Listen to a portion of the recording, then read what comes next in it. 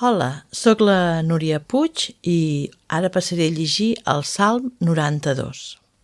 Càntic per al dia de repòs.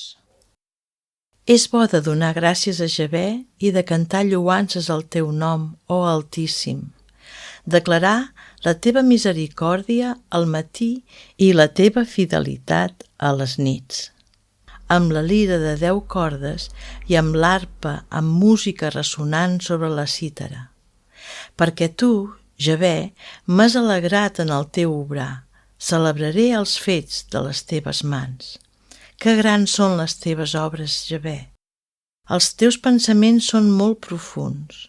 L'home desassenyat no ho coneix i l'insensat no entén això. Quan els malvats broten com l'herba i tots els qui obren iniquitats floreixen, és per ser destruïts permanentment. Però tu, Javé, ets l'Altíssim per l'eternitat, perquè heus aquí els teus enemics, Javé, perquè heus aquí els teus enemics seran destruïts, tots els qui obren iniquitat seran dispersats.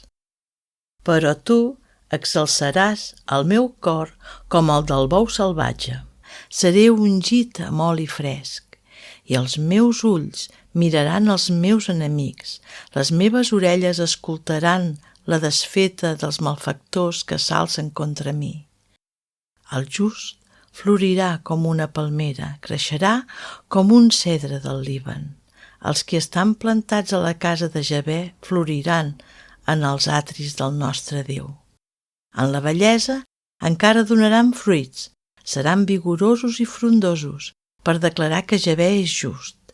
Ell és la meva roca i en ell no hi ha cap injustícia.